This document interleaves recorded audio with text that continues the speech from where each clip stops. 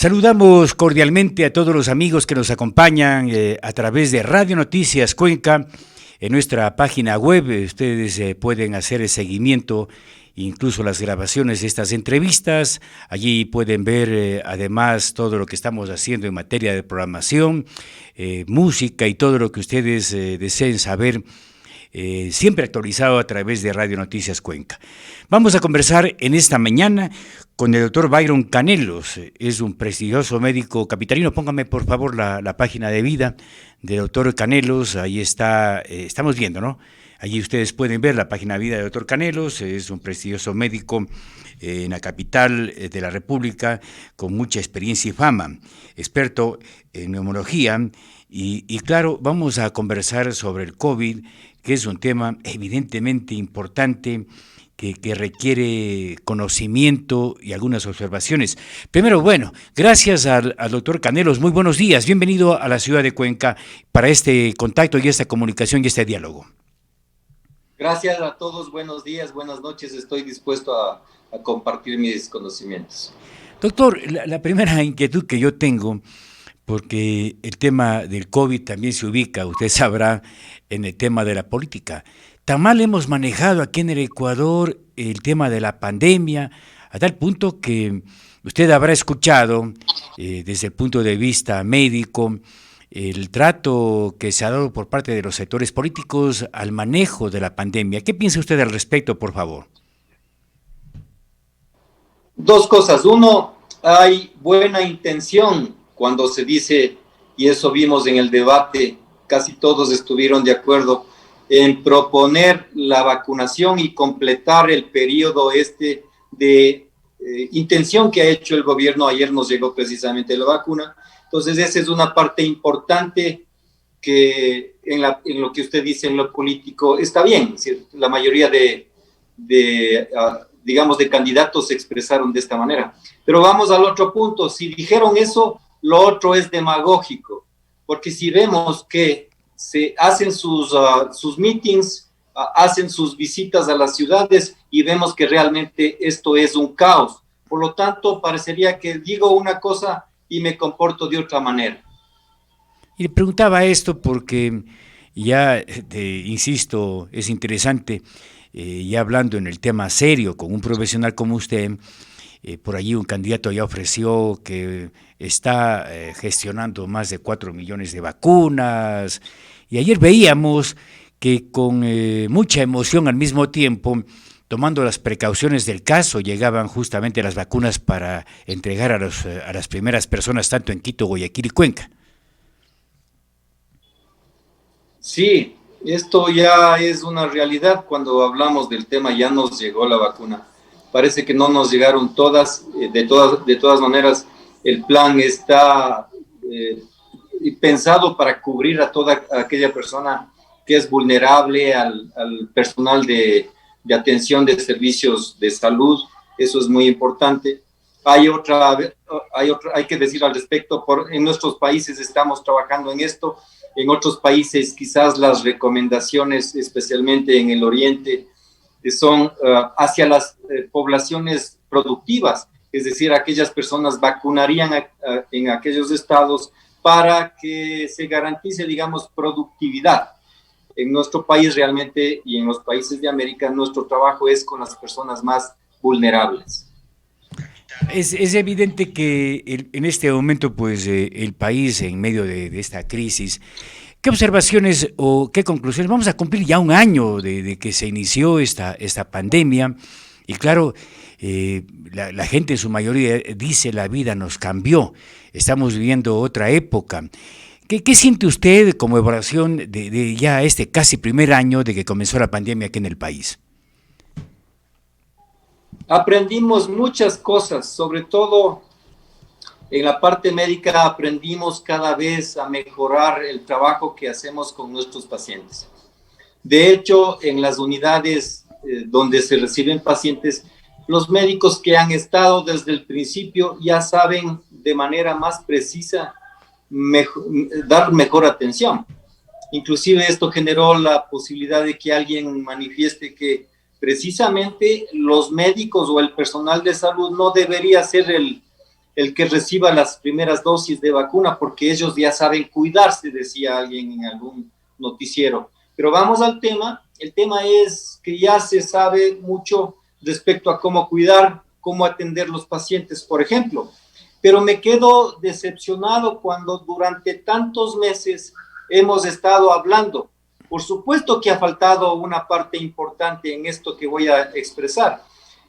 Todo el año hemos estado insistiendo los médicos que debamos cuidarnos, y precisamente en el mes de diciembre y los primeros días de enero vino al traste todo esto, porque precisamente lo que faltó es más educación, más difusión de la información por el aparato del Estado, para que la gente sepa de manera responsable de qué es lo que estamos hablando, porque todos los días vemos que la persona tiene la mascarilla en la boca, de que hacen entrevistas, de que le encuentran a una persona en una parada y le preguntan, le aproximan mucho un micrófono, por ejemplo, de que en los buses están muy próximos, hablando por teléfono, chateando con la mascarilla en el cuello, ¿no es cierto? Todo esto nos ha hecho entender que lo que hemos estado proponiendo, es decir, que la gente aprenda a cuidarse, se fue al traste cuando vamos al tema de hacer reuniones familiares o de amigos. Oye, es increíble lo que usted está manifestando, y esto se ha evidenciado con mucha más fuerte a tal punto que hay un rebrote justamente pues a raíz de las fiestas navideñas y de Año Nuevo, en donde nuevamente pues esto ha hecho que se eleven las cifras. Justamente es consecuencia de que la gente, caramba, es como que no termina de ser conciencia, doctor, de lo que está pasando. Así es, porque, por ejemplo, lo que proponemos en nuestra parte, en mi parte, por ejemplo, lo que yo digo en los foros que he participado gracias al aprendizaje que hemos tenido, y eso lo dijimos hace poco, es que la mejor posibilidad que tiene el paciente que se infectó es que asista al médico tempranamente, porque hay oportunidad. Nosotros hemos trabajado, por ejemplo, y hemos dicho que el paciente que se atiende más pronto tiene más posibilidades de salir adelante, porque el médico puede actuar de manera precisa y temprana para evitar el crecimiento de la enfermedad, que al final conduce al paciente a un estado grave, inclusive asistir a cuidados intensivos. Esto es lo que quisiera manifestar al respecto, que en la difusión de la información nunca se habló de los síntomas leves o del paciente, entre comillas, que se habla asintomático, que en realidad no existe. Todos, el 100% de pacientes tienen problemas. Tienen el dolorcito de cabeza, que perdieron el olfato, el gusto, que les dolió un poquito los músculos, pero ya les pasó.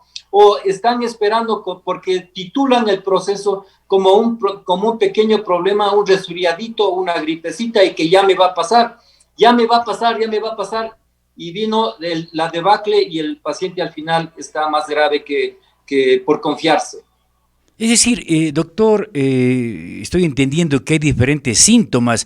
Le voy a contar, por ejemplo, yo tengo ya una pequeña tos, me he cuidado mucho, pero ya son 4 o 5 meses y uno se pone a pensar qué será, la mascarilla, será el estrés, ¿qué se puede decir al respecto? Mencionaba yo de que en realidad no hay paciente asintomático. Siempre tienen algún síntoma, o 2 o 3. Diarrea, por ejemplo, dolor de articulaciones, ¿no es cierto? Molestias de garganta. Yo diría lo siguiente, es decir, si una persona ya sabe cómo siente, cómo es su cuerpo, la variación de ese equilibrio, de esa estabilidad, es precisamente lo que estamos hablando. Asocio adicional a que estuve expuesto en un grupo donde alguien estuvo con un resfriadito, entre comillas, de nuevo, lo que me está pasando ahora es netamente algo a considerar. Por lo tanto, consulte al médico, porque el médico suspicaz va a decir, ¿esto lo tenía antes o desde cuándo está? Nunca lo he tenido entonces. Y estos síntomas agudos recientes netamente nos hacen pensar en la enfermedad. Ahora, claro, usted dice 4 meses de problema en su caso. Me refiero a eso, ya 4 meses de problema. Estamos muy por fuera de un problema relacionado con coronavirus. Pudo haber sido al principio, en los primeros días de esos 4 meses, que haya habido ese problema. No hay que descartar que esto sea una consecuencia de algo ya pasado. Más bien en el caso, y esto manejamos en la especialidad, 4 meses de sintomatología seguramente se refiere a alguna otra cosa. Ojalá me da una buena noticia, doctor. Bueno, con su experiencia, estamos hablando con el doctor Byron Canelos, directamente desde la capital, médico capitalino, que es experto en neumología. El tema que le quería preguntar ha sido muy común y cuánto ha afectado la medicación, porque aquí todo el mundo, doctor, ha dado un medicamento para curarse o para prevenir el coronavirus. ¿Cuánto afecta esto? Yo dije hace rato, es mejor el tratamiento temprano. Nosotros hemos hecho un protocolo de manejo que nos ha funcionado en más allá del 90% de pacientes. Muy pocos se han agravado durante este trayecto, muy pocos, menos que pocos han requerido ir al hospital y mucho menos aquellos pacientes que se nos han muerto. Eh, Precisamente nuestra propuesta, porque esto ya lo conocimos exactamente hace ya un año, un poco más, cuando en esa temporada estábamos atendiendo influenza, gripe, teníamos varios casos hospitalizados, por ejemplo, y no teníamos el recurso terapéutico que usualmente en influenza lo manejamos, por ejemplo, es el oseltamivir, que es el tratamiento específico para esta enfermedad. Pero en ese tiempo se nos agotó y no sabíamos, no teníamos con qué tratarles, entonces tuvimos que investigar y vimos opciones. Una de esas opciones precisamente es la que ahora estamos manejando. En ese tiempo ya lo identificamos. La nitazoxanida es un medicamento que puede, utilizando tempranamente, puede disminuir la carga viral. Disminuyendo la carga viral, la reacción inflamatoria es menor. Así nos estuvimos comportando, luego llevamos esta transferencia de datos a coronavirus y eso es lo que hemos estado trabajando en estos tiempos. Pero claro, en los tratamientos hay de todo, incluso el paciente mismo ya se medicó, que por ahí escuchó que la citromicina, que el ibuprofeno, que el paracetamol, eso está tomando y el paciente se mantiene estable y en algunos casos, muchísimos casos, digamos, esta mal pensada terapéutica que estoy intentando va deteriorando al individuo por efectos propios. De que esto que estoy mencionando, esta medicación que comenzó a tomar, no sirve para el virus, entonces comienza el deterioro, progresando el daño interior en los organismos. Dicen, el doctor Canelos, la mejor recomendación es consultar al médico para que le dé alguna alternativa de cómo, sobre todo, cuidarse y prevenir, ¿no? Así es, sí, es lo mejor. La automedicación es lo peor que puede suceder. Es más, en este punto, por ejemplo, me refiero a alguna declaración de alguien desde el Cabildo, ¿no es cierto?, que por la noticia dice, les vamos a dar a todos un antiparasitario. Esto es el peor despropósito porque precisamente de eso es lo que estamos hablando. Es mejor que vea la situación un médico antes que la persona tome una decisión que puede ser engañosa. Escuchaba una noticia internacional, doctor, y quiero escuchar su comentario como experto. Dicen que todos los que estamos en este planeta vamos a pasar por el coronavirus. ¿Qué piensa usted? Es posible que sí, por eso yo al momento yo digo invicto, no me ha sucedido nada, Oiga, doctor, pero, claro, si en mi casa llegara alguien a enfermarse, de hecho que nos enfermaríamos todos. Por lo tanto, si existe esa opinión de que esto va para largo, el recurso preventivo terapéutico de la vacuna es algo muy importante que nos va a conducir a tener un poco más de tranquilidad porque nuestros organismos se van a defender mejor cuando venga el virus. ¿No es cierto? Esto es algo muy importante, pero de hecho pensar que todos se enfermen en algún momento, esto es posible. oiga, y otro tema, doctor, explique un poco esto de la nueva cepa, de que ahora el virus se aloja en la garganta, ya no en las fosas nasales. ¿Cómo es esto para que la gente también entienda? Dos cosas son ahí. Primero hablemos de lo último, de que se queda en la garganta. No es así. A ver, el contacto, más bien cómo se enferma, cómo se infecta una persona. Lo usual es el contacto entre dos personas próximas. Una persona está enferma y al hablar, al estornudar, al toser, si está muy cerca de otra persona vulnerable o sensible, se va a contagiar. Y esto es lo que estamos diciendo, es decir, que hay que evitar las reuniones precisamente para que no haya esta posibilidad del contagio. Porque cuando yo inhalo esas micro gotitas que están en el ambiente, llevo con el aire muy profundo hacia adentro, más allá de la garganta. En la garganta quedan impactadas por el flujo de aire unas pocas o algunas, digamos, en todo caso, algunas micropartículas con los virus ahí. Pero lo que sucede es que se interioriza a través del flujo de aire hacia los pulmones. Esto es lo que sucede. Por lo tanto, no es que aquí voy a tener los virus y no más adentro. Aquí pueden estar ya una vez que afloraron o crecieron los virus, ¿no es cierto? En las células epiteliales de la garganta están los virus. Y al hablar, al estornudar, ¿no es cierto? Nosotros podemos emitir estas micropartículas. Y lo otro, digamos, lo que es las cepas. De las cepas, claro, los virus tienen este privilegio de mutar, de cambiar casi, digamos, a diario. Su estructura es diferente porque se adapta a las condiciones del medio. Esto, por ejemplo, deriva realmente es el virus el causal de este crecimiento, este refloramiento de casos en el Reino Unido. Yo diría, es posible que sea la cepa, ¿no es cierto?, más contagiosa, se habla con más infectividad. Pero vamos al otro punto, hay más enfermos, ¿no es cierto?, en el Reino Unido, porque no se cuidan. Yo he visto, y ustedes también lo han visto en las noticias, gente que deambula en las ciudades de Londres, en las calles de Londres, sin mascarilla, muy próximos. Entonces, ¿es la conducta del ser humano o es la variación del virus? El virus ya sabemos que cambia, que muta, pero la conducta del ser humano está bien. Dejo ahí a inquietud. Oiga, doctor, y ahí viene una inquietud. Aquí también se ha hablado que nuestro nivel cultural provoca que no nos cuidemos, pero usted está dando un dato que es evidente. Países como Reino Unido, los Estados Unidos, España, Italia, tienen altísimos niveles de contagio. ¿Qué pensar de una situación en donde, claro, se termina diciendo que la gente no se cuida porque no es culta, porque no tiene una relación exacta de lo que le puede pasar? ¿Qué se puede comentar al respecto?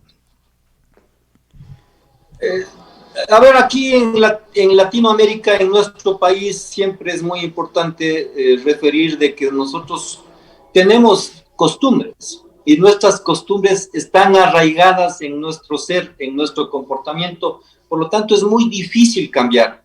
Por eso yo decía al principio, hemos desperdiciado un tiempo que debíamos haberlo automatizado. Es decir, todos los días me pongo la mascarilla, ¿cómo me veo? ¿Estoy bien? ¿Me veo en el espejo? No, se me bajó. Tengo que volver a revisar este protocolo para que sea perfecto. Tengo que aprender a lavarme las manos. Hoy he visto una paciente, hace rato por video WhatsApp, ¿no es cierto? A la persona le digo, a ver, una de las maniobras de exploración es pedirles que tosa. Le digo, por favor, tosa. La señora me tose sin cubrirse. Le digo, no. El protocolo no es así, el protocolo de coronavirus es así, por favor, revise bien su conducta. Entonces estoy hablando en este instante, en este momento, que esas conductas cambian. Yo lo que quisiera decir al respecto de eso entonces, que ojalá no nos gane la irresponsabilidad, el irrespeto y digamos, el comportamiento de la agresividad de la gente, ¿no es cierto? El no respetar a los demás. Esto ojalá no nos gane porque las buenas intenciones siempre son las que deben primar. Uno se pone, doctor, a reflexionar y en función a lo que comentábamos en un principio, aquí le botan disculpe la expresión, la culpa o el muerto al Estado ecuatoriano, dicen no hace absolutamente nada. Entonces yo creo que la responsabilidad es compartida, pues doctor, ¿no? Faltó difusión de la información, sí, ahí me refiero, pero realmente es un asunto de todos. El otro tema, doctor, aquí me hacen algunas inquietudes que le haga llegar temas sencillos. Por ejemplo, se ha vuelto una costumbre, doctor, el hecho de utilizar el alcohol absolutamente para todo. Usted se va a una tienda, le bañan las manos y los billetes y todo eso. Es una forma de prevenir. Y el otro tema, un comentario sobre el tema de la mascarilla, la necesidad de ir cambiándola, porque hay personas que de pronto siguen manteniendo por mucho tiempo la misma. Vamos a lo de la mascarilla. La mascarilla tiene que ser una quirúrgica, por ejemplo, o una N95. Esta es la que evita que las partículas virales atraviesen. Pero si alguien usa, y eso vemos todos los días, yo alguna vez fui al banco una sola oportunidad, vi que una de las personas del banco tenía una mascarilla de tela. Eso no sirve. Por lo tanto, uno tiene que exigir, si alguien se me aproxima, por favor, ahí nomás, porque su mascarilla no es la adecuada, ¿no es cierto? Esto tiene que ser muy importantemente asimilado. Y si nos comportamos de esta manera, pues prácticamente vamos a evitar. La mascarilla tiene que estar bien puesta y tiene que ser de buena calidad. Y el otro, el tema del uso de las monedas, de los billetes que le van. Y sí, sabe, porque también le preguntaba eso, porque en el Banco Central están preocupados porque los billetes se están haciendo blancos de tanto alcohol, doctor. Yo cuando invito a un paciente que venga a mi consultorio, siempre aquí en mi consultorio filtramos a las personas. Usualmente les atendemos a aquellas que están limpias de la enfermedad esta infecciosa. Les hacemos un par de preguntas por teléfono para cuando hacen la llamada para reservar la cita y les decimos, por favor, preséntese temprano con la mínima cantidad de ropa, no venga con un terno como el que estoy vestido yo, que es un terno de bioseguridad, que obviamente yo me pongo es porque trabajo con personas, ¿no es cierto? Porque no es por ahí la situación como nosotros nos contagiamos. Y les atiendo sin guantes porque precisamente esto es lo que voy a decir. El contacto es a través de personas, a través de las microgotas. El topar una superficie no necesariamente quiere decir que al topar algo me voy a contagiar. Y es más, si estábamos diciendo hace rato que tengo que hacer repeticiones del protocolo, es decir, la mascarilla, el lavado de manos, ¿no es cierto? El no toparme con la nariz, con las manos sucias, esto es lo que uno debe tener de manera automática. Porque si es que estamos confiando en el alcohol, topo lo que se me ocurre. Y en realidad es posible que queden algunas partículas. Pero sí diciendo del alcohol y de los sprays, ¿no es cierto? Esto, o el limpiarse los zapatos o cambiarse la ropa, parece ser que tiene una muy improbable posibilidad de contagiar. El otro tema, doctor, que es evidentemente de interés, hay una especie de desconfianza todavía en la vacuna. Quisiera escuchar su comentario, a tal punto que hay países, veía ayer nomás en el Perú, casi el 50% no confía en la vacuna. ¿Qué se podría decir al respecto cuando evidentemente se ha generado una especie de temor con respecto a la reacción cuando se coloca la vacuna? Esas corrientes antivacunas se van a dar siempre porque usualmente existen las personas que tienen este pensamiento negativo de las cosas, es decir, eso no va a cambiar en ese grupo de personas. Hablemos por el otro lado, lo de la vacuna. Por ejemplo, antes de ayer salió la noticia, y ustedes deben haberla visto, que en Noruega se murieron 32 ancianitos que fueron vacunados. ¿Le echamos la culpa a la vacuna o ellos ya estaban enfermos? Parece que por ahí la situación es, se vacunaron estando enfermos. Entonces vamos al tema de la vacuna. La vacuna es beneficiosa porque va a generar los anticuerpos que es necesario tenerlos para controlar la enfermedad cuando nos llegue la infección. Por lo tanto, el mejor recurso por el momento es la vacuna.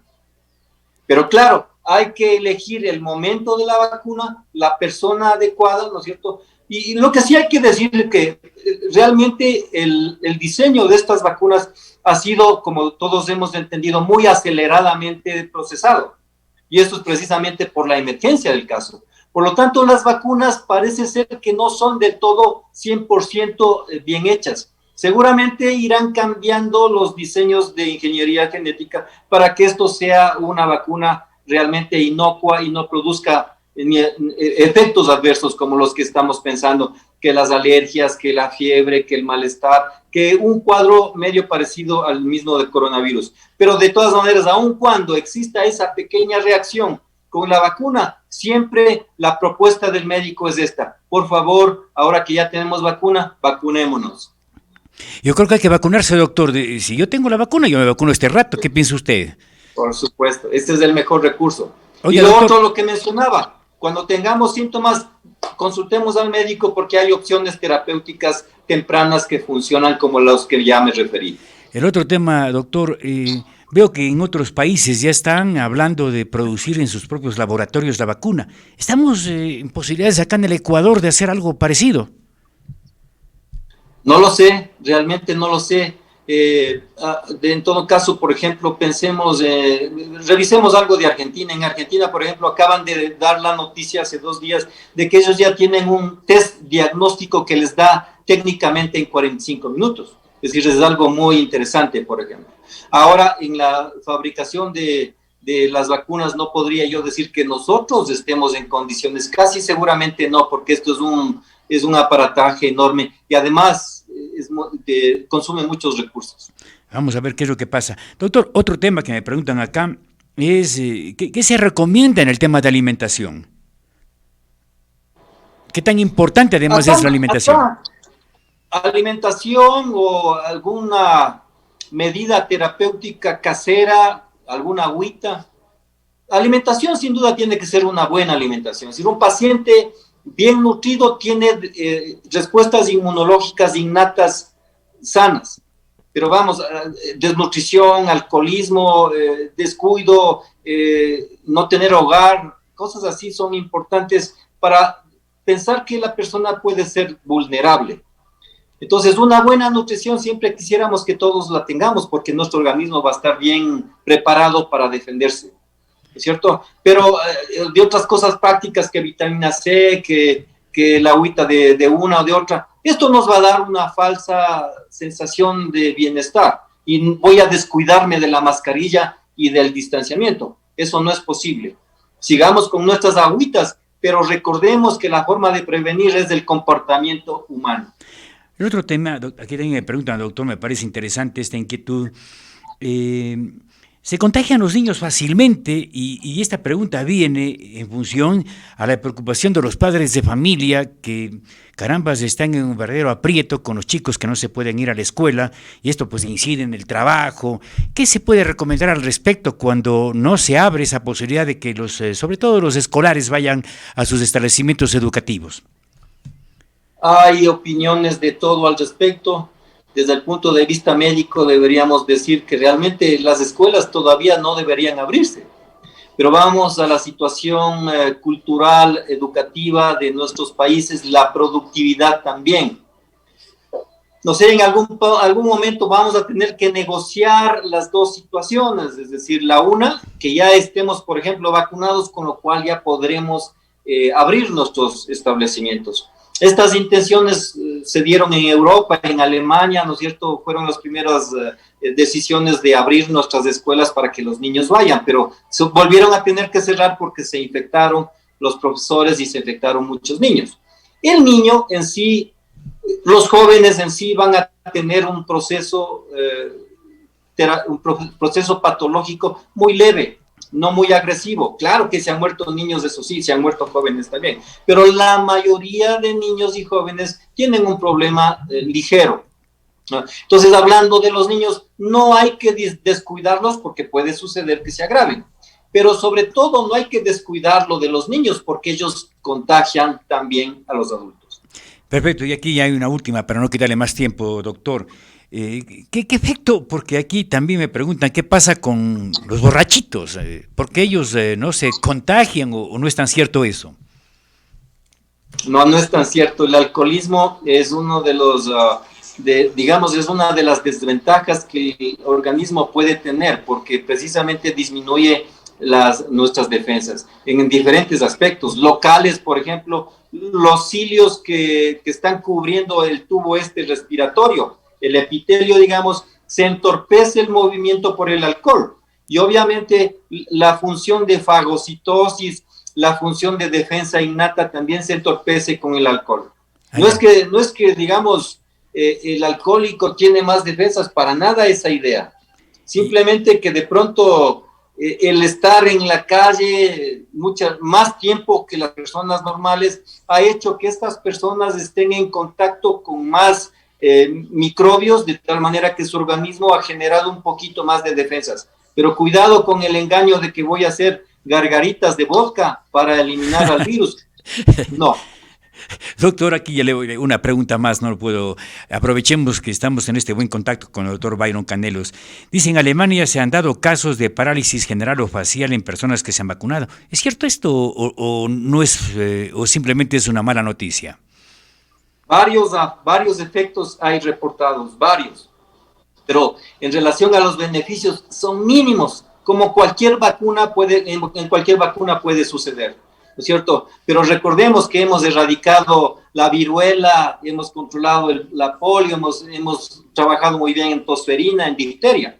Es decir, la vacunación es la mejor oportunidad de estar preparados para esto, lo que se nos viene en este año.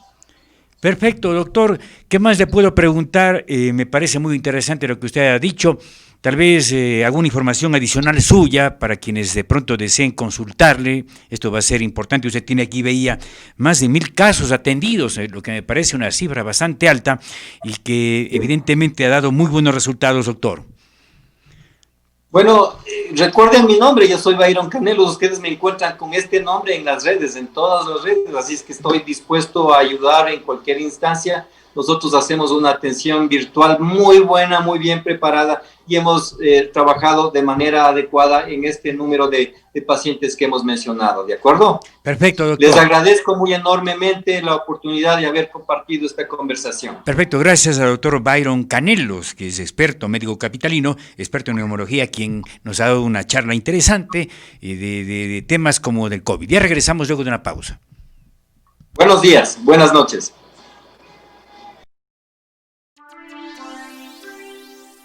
En Radio Cuenca, la voz de los 4 ríos. Damos inicio al espacio publicitario.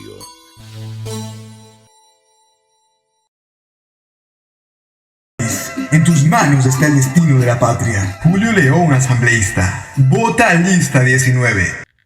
Nuestra propuesta es: educación. se eliminará el examen de acceso a la educación superior. Además, los universitarios asistirán y tendrán sus horas de clase exclusivamente dentro de la jornada para la cual se matricularon. Inversión. Exigiremos la eliminación del impuesto a la herencia, impuesto de salida de divisas y el pago anticipado de la renta, incentivando así la inversión. Eliminación de sueldos dorados. Pondremos un techo en las escalas remunerativas. Así los alcaldes, prefectos, asambleístas y ministros tendrán un sueldo máximo de $2,000. Fuentes de trabajo. Las instituciones incrementarán anualmente el 2% de su personal. Plazas de trabajo que serán exclusivamente para los profesionales recién graduados. Además, los vendedores informales tendrán su propia ley que los proteja. Democracia. Reduciremos de 137 a 43 asambleístas. Julio León, asambleísta.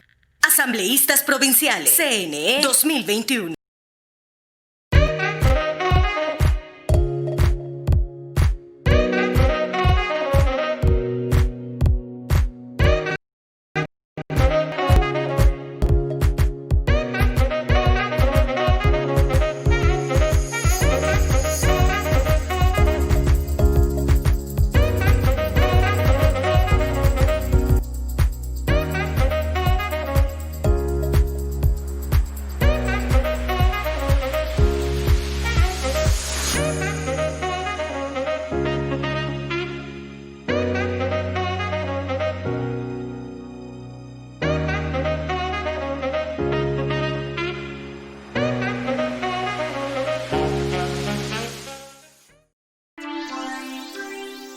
En Radio Cuenca, la voz de los 4 ríos. Fin de espacio publicitario.